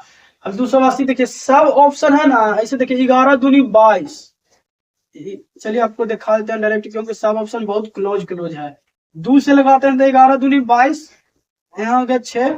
11 में 5 से लगाएंगे, 11 5 55, फिर हो गया 5, फिर यहाँ वो 0 देंगे तो कितना हो गया 11 6 44। यानी सर अब जो हम बेचेंगे ना कितना में बेचेंगे, 25.4 रुपया में बेचेंगे। अब ये बताइए पहले 20 रुपया में बेच रहे थे, अब जो न्यू सेलिंग प्राइस है, न्यू सेलिंग प्राइस वो कितना है तो बोलेगा 25.4। तब कितना रुपया बढ़ाएं तो बोलेगा पहले 20 था या 25.4, यानी 5.4 रुपया हम बढ़ा दिए, क्योंकि ऑप्शन नंबर किस में दिया गया है जी 5.45 होगा, और आगे भागा दीजिएगा था, जो कि ऑप्शन नंबर मेरा ए में दिया गया। ठीक है, चलिए नेक्स्ट क्वेश्चन देखते हैं 17 नंबर। 17 नंबर बोल रहा है एक ट्रेन सुबह 9 बजे स्टेशन पी से स्टेशन क्यू के लिए 60 किलोमीटर प्रति घंटे की गति से चलती है। दूसरी ट्रेन सुबह 11 बजे स्टेशन क्यू से पी के लिए 75 किलोमीटर प्रति घंटे की चाल से चलती है। दोनों स्टेशनों के बीच की दूरी 585 किलोमीटर है, तो दोनों ट्रेनें किस समय एक दूसरे को पार करेगी। अच्छा देखिए एक स्टेशन पी है, ठीक है, पी बना लिए, और एक स्टेशन क्यू है। ठीक है, अब बोल रहा है ट्रेन, एक ट्रेन है ना, जैसे देखिए आप सपोज पहले समझ लीजिए मेरी बात को, जो ट्रेन पी है ना उस पे आप बैठे हुए हैं, और ट्रेन क्यू पे आपका मित्र बैठा हुआ है, और आपको मिलने का मन कर गया। मिलने का जब आप पी है और आपका ट्रेन, आप पी है और आपका पार्टनर है यानी मित्र है जो क्यू है, और आप दोनों का मिलने का मन कर गया, मिलने का मन कर गया, जिसके वजह से आप सुबह 9 बजे अपना घर से निकल गए। ठीक है, AM में। अब जानते हैं कितना स्पीड से लिखते हैं तो बोलेगा हम जो स्पीड से लिखते हैं 60 किलोमीटर प्रति घंटा के चाल से लिखते हैं। और जब आप अपना मित्र से बात किए तो बोले भाई देखो तुम तो निकल गए हो, अब हमको जानकारी दिया तो हमको तो तैयारी होने में टाइम लगेगा, तब ना हम लिखेंगे भाई। तो आपका मित्र है जो 11 बजे निकल गया है अपना घर से, ठीक है, आपसे मिलने के लिए।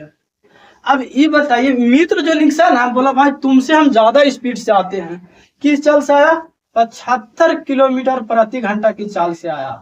तो आप देखिए टोटल जो दोनों का दूरी है, आप रहते हैं और आपका मित्र रहता है, वो जो दूरी है कितना दिया गया है जी तो बोलिएगा 585 किलोमीटर है। अब देखिए दूरी दिया गया है, तो आप बोलिएगा अपना मित्र को कि देखो भाई तुम अगर 11 बजे निकलने के लिए बोल रहे हो और हम 9 बजे निकल गए हैं, तो 11 बजे तक तो हम 60 किलोमीटर प्रति घंटा की चाल से यानी 120 किलोमीटर तो हम चल जाएंगे। तो बोलेगा कोई बात नहीं। तो अब देखिए 120 किलोमीटर चल गया। अब देखिए अब ई पार्टनर यहाँ पहुंच गया, 11 बज गया, इसका भी पी का भी और क्यू का भी 11 बज गया। अब आपको पता है कि एक आदमी और एक ट्रेन और दूसरा ट्रेन अगर अपोजिट डायरेक्शन में आता है तो दोनों का चाल क्या होता है जी तो जुटता है। हमको समय निकालना है। देखिए टाइम बराबर क्या होता है, तो बोलिएगा डिस्टेंस अपॉन स्पीड होता है। अब देखिए टाइम, तो टी लिख लेते हैं। डिस्टेंस, डिस्टेंस अब देखिए 585 किलोमीटर था, दोनों पार्टनर के बीच में दोनों दूरी 585 है, लेकिन 11 बजे पार्टनर क्यू निकालने के लिए बोला, जिसकी वजह से पार्टनर पी है ना 120 किलोमीटर चल गया। तो 585 में से 120 चल गया, तो बचा कितना, तो बोलिएगा बचा 5, 8 में से 2 गया तो कितना हो गया 6, और 5 में से गया 465 किलोमीटर। अब देखिए अपोजिट डायरेक्शन में चल रहा था, दोनों के चाल जोड़ दीजिए, 60 प्लस 75 कीजिए, तो अब कितना हो गया 465 अपॉन यहाँ हो गया 5 और 713, 135 किलोमीटर। अब 135 किलोमीटर हो गया। अब देखिए यहाँ 5 मरतबे लगाइएगा, तो 5, 5 दूनी 10 और 7 5 35, यहाँ 9 5 45 और 5 तिया 15, ठीक है। अब देखिए 3 से लगाइएगा तो कितना हो गया 9 तिया 27 और 31 तिया 93, ठीक है। अब हो गया 31/9, 31/9 को हम क्या लिख सकते हैं 9 तिया 27, 3 सही 4/9, 3 सही 4/9 को अगर मिनट में चेंज करते हैं तो कितना हो गया 400/9, 3 घंटा 400/9, देखिए कितना हो गया 400/9 कुछ 26 मिनट आसपास देता है, यानी 3 घंटा एग्जैक्ट तो 26 मिनट ना आएगा, लेकिन इसको चेंज कीजिएगा तो देखिए काट के अभी दिखा देते हैं। पहले 3, यहाँ 3 तिया 9 और 3 दूनी 6, 4 दूनी 8, 3 सही 3 आवर, आई हो गया 80/3, 80/3 एवरेज की जगह तो आ जाएगा 26, जो कि थोड़ा सा वेरिएशन आता है। 3 घंटा 26 मिनट इधर हुआ। अब ये बताइए 11 बजे से चलना स्टार्ट किए, 11 से 3 कितना होंगे, तो कहिएगा 12, 11 से 3 जोड़िएगा तो कहिएगा 12, 1 2, यानी सर 2:26 में ना हम अपना मित्र से मिल जाएंगे, और जितना भी प्यारी प्यारी बात करना है ना सब कर लेंगे। सदस्यों का औसत वजन, अच्छा देखिए औसत वजन क्या होता है, औसत वजन तो बोलिएगा औसत वजन होता है जो क्या होता है परिवार का कुल वजन, परिवार का कुल वजन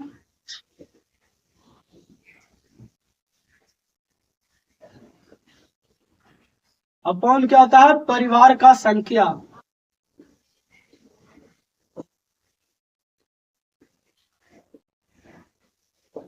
परिवार का कुल वजन अपन परिवार का संख्या होता है। अच्छा परिवार का कुल वजन कितना दिया गया है, तो बोलिएगा एक 40 केजी, 49 केजी, 56 है, 70 और 35 केजी अपन परिवार का संख्या 1 2 3 4 5, इसको जोड़िएगा तो कितना आ रहा था देखिए 6 5 11, 11 और 9 20, हाथ में 2 3 2 5, 7 12 5 17, 17 17 और 4 कितना हो गया 21 और 4 25, यानी 250 हो गया। अब बटा 5 यानी 50, औसत जो वजन होगा 50 केजी होगा, क्योंकि ऑप्शन नंबर मेरा डी में दिया गया, ठीक है।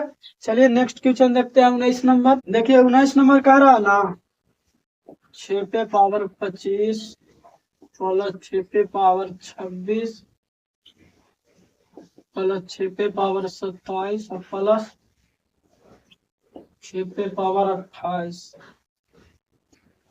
बोल रहा ना निम्नलिखित में से विभाज्य है, यानी जो संख्या है ना वो किससे विभाज्य है, जो बोल रहा है देखिए 6 पे पावर 25 तो लिख लेते हैं 6 पे पावर 25, अच्छा प्लस 6 पे पावर 26 को हम लिख सकते हैं 6 पे पावर 25 से गुना 6 पे पावर 1, क्यों, क्योंकि देखिए अगर गुना में नीचे सेम हो 3 पे पावर 2, 2 पे पावर 3, देखिए 2 पे पावर 3 है गुना 2 पे पावर 4, अगर नीचे सेम है तो पावर क्या होता है गुना में जुड़ता है, तो 2 पे पावर 7 काटते हैं ना जी, उसी तरह से यहाँ किए हैं।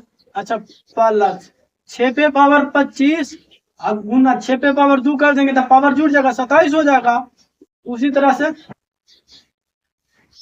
6 पे पावर 25 अब गुना 6 पे पावर 3 कर देंगे तो 25 और 3 28 हो जाएगा पावर जुड़ के।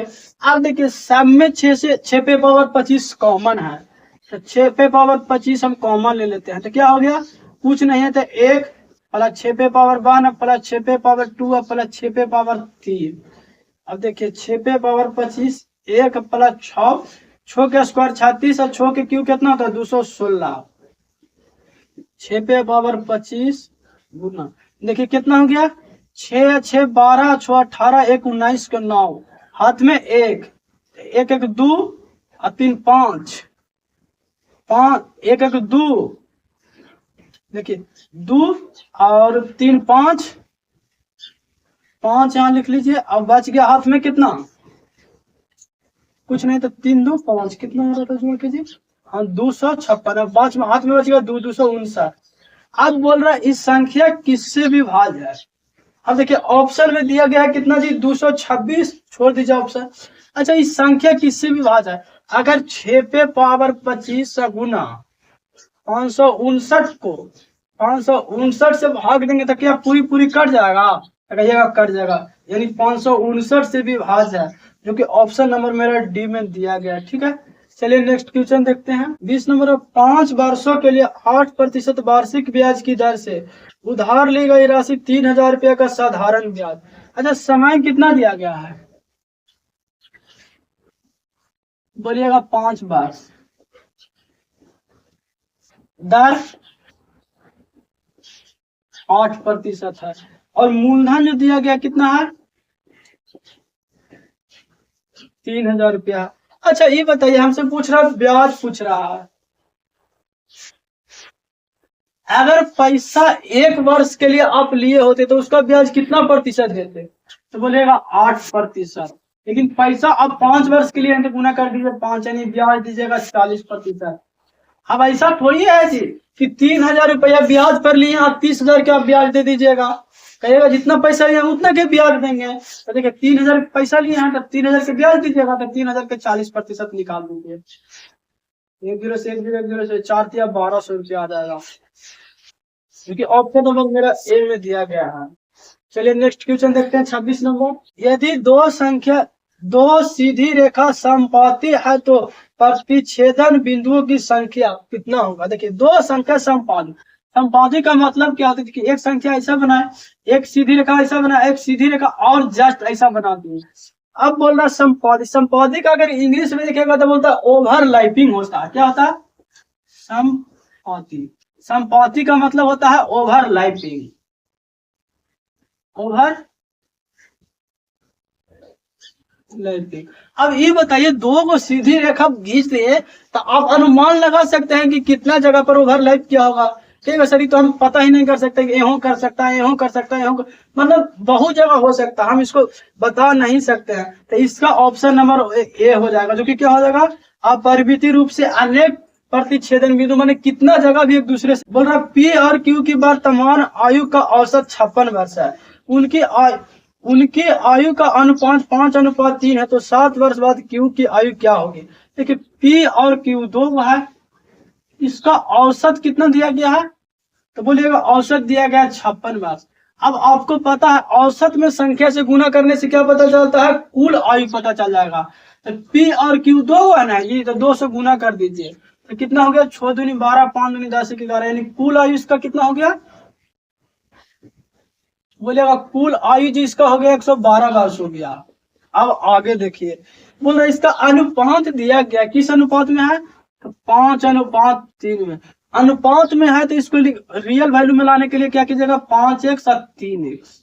अच्छा ये कुल है तो इसका भी कुल करते हैं, तो दोनों को जोड़ दीजिए तो कितना हो गया, इतना बराबर 112, 5 3 8, x बराबर कितना हो गया 112, x बराबर निकालिएगा तो कितना हो जाएगा 112/8, 4 या 12, 4 से काट रहा था, यहाँ 2 लगाइए, 4 दूनी 8, तो ये हो गया 32, 4 दूनी 8, तो 8 3 11 32, 8 से 32 28, यहाँ हो गया 14, यानी x बराबर आ गया सर 14 मेरा। अब देखिए आगे बोल रहा क्यू की आयु 7 वर्ष बाद, क्यू के कितना है 3x है, तो x बराबर इतना, तो 3x बराबर यानी क्यू का जो वर्तमान आयु होगा कितना होगा, तो बोलिएगा 3x है, 3 गुना 14 करते हैं तो हो गया 42 वर्ष। अच्छा क्या 42 वर्ष होगा आंसर, नहीं हमको 7 वर्ष बाद बोला है, तो लिखिए 7 वर्ष बाद। 7 वर्ष बाद कितना हो जाएगा, तो अभी प्रेजेंट में अगर 42 वर्ष है तो 7 वर्ष इसमें जोड़ देंगे जो कि 49 वर्ष हो जाएगा। बोल रहा है एक बेलनाकार स्तंभ का वर्ग पृष्ठ का क्षेत्रफल 176 मीटर स्क्वायर है और इसका आयतन 352 मीटर की होती है। इसकी त्रिज्या और ऊंचाई का अनुपात ज्ञात कीजिए। देखिए एक बेलनाकार स्तंभ, एक बेलनाकार स्तंभ बना लेते हैं, ठीक है। अब देखिए बोल रहा है ना इसका वर्ग पृष्ठ का क्षेत्रफल, वर्ग पृष्ठ यानी कर्व सरफेस एरिया है जो कितना है, बोले curve surface area 2 pi R H होता है। कैसे आता है जो अभी बताए हैं, दिया गया 176 मीटर स्क्वायर और आयतन यानी इसका जो वॉल्यूम है ना वो कितना दिया गया है, 352 मीटर क्यूब। अब बोल रहा है त्रिज्या और ऊंचाई का अनुपात। अब देखिए कर्व सरफेस एरिया, बेलन का आयतन क्या था, पाई आर स्क्वायर एच, यानी पाई आर स्क्वायर बराबर दे दिएगा। इसका कर्व सरफेस एरिया क्या था, 2 pi R H upon pi R square. अगर एच बराबर क्या हो गया, तो कर्व सरफेस एरिया 176 है और इसका वॉल्यूम कितना है, 352 है। देखिए पाई से पाई कैंसिल हो जाएगा, ठीक है।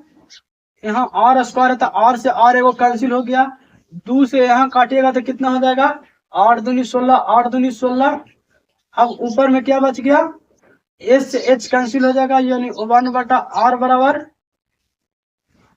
8 चौ, यहाँ 4 से लगाते हैं तो 8 चौ 32, हाथ में 3, अब 8 चौ 32 और 3 35 यानी 4 हो गया, यानी 1/4। यानी r बराबर इसका सर त्रिज्या आ गया हमारा 4 मीटर।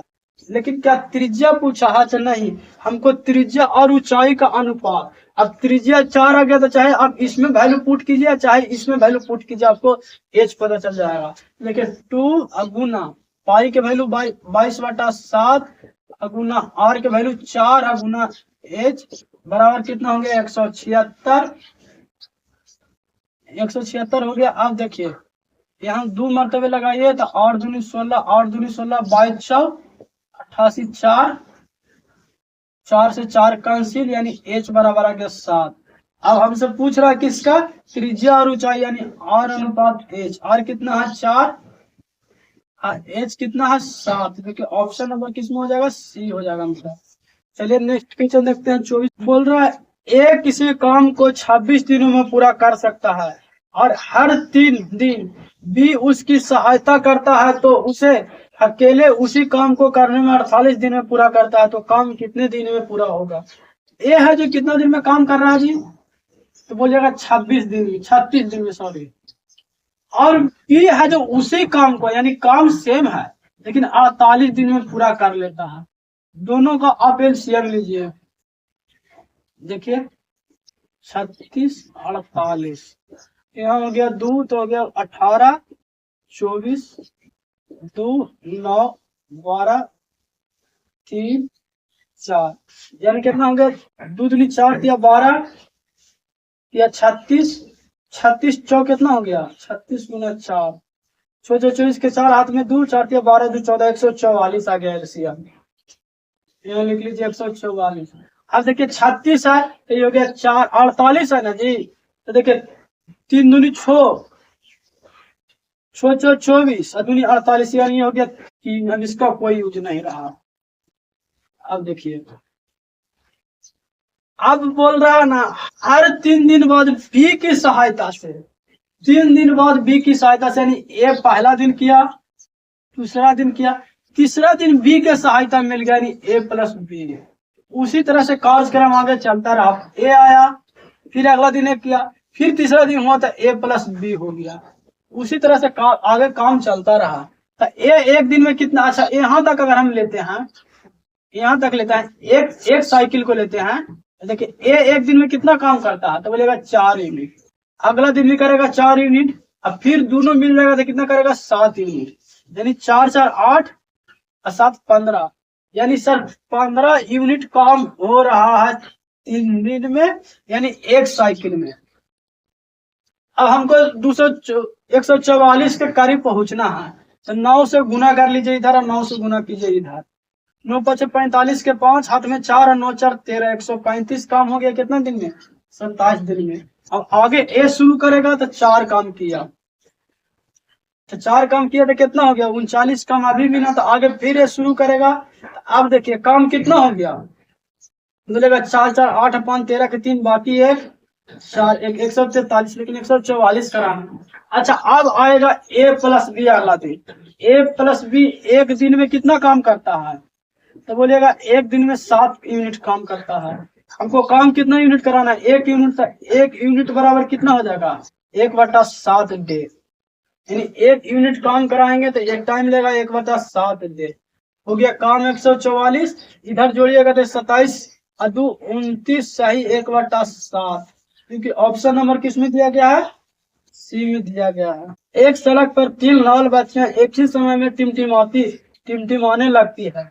यदि क्रमशः प्रत्येक 6 8 और 4 6 और 8 मिनट के बाद बार बार टिमटिमाना शुरुआती क्षण का एक टिमटिमाने को छोड़कर 3 घंटे में कितनी बार एक साथ टिमटिमाएंगे।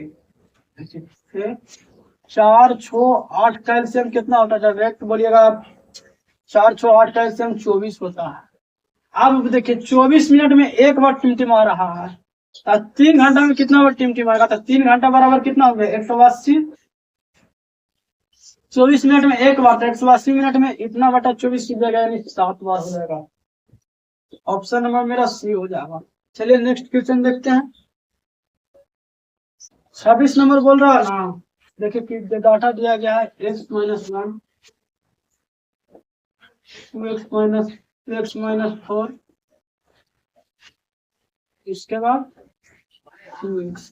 अब बोल रहा माध माध्यिका और बहुलक, क्या है माध, तो बोलिएगा बहुलक जो दिया गया 2x है, बराबर 3 गुना माध्यिका माइनस 2 गुना माध होता है। ठीक है, अब देखिए 3 माध्यिका कितना है, तो बोलिएगा माध्यिका 2x माइनस 4 है, बराबर 2 गुना माध, माध कितना है x माइनस 1 है, x माइनस 1 2x, यहाँ पे 3 गुना 4x माइनस 4 4 दिया 12, आइएगा 2x और प्लस 2, 2x पर यहाँ 4x, यहाँ पे माइनस 10, हो गया 2x बराबर 10, x बराबर 5। अब हमसे यही तो पूछ रहा है, x की वैल्यू 5 आ गया, जो कि ऑप्शन नंबर बी में दिया गया। चलिए 29 नंबर बोल रहा है ना, sine theta plus cos theta upon क्या आता है sine theta minus 4 cos theta, बराबर दिया गया है 11। हमसे पूछ रहा है किसका भाई,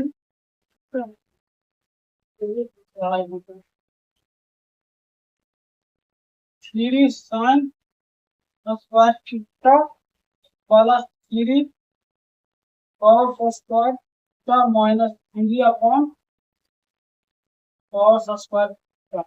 अब देखिए इसको क्या कहते हैं, तो यहाँ देखिए साइन थीटा अब प्लस कॉस थीटा बराबर इधर जाएगा तो गुना हो जाएगा 11 साइन थीटा, अब माइनस 11 जो कितना हो जाएगा 44 कॉस थीटा।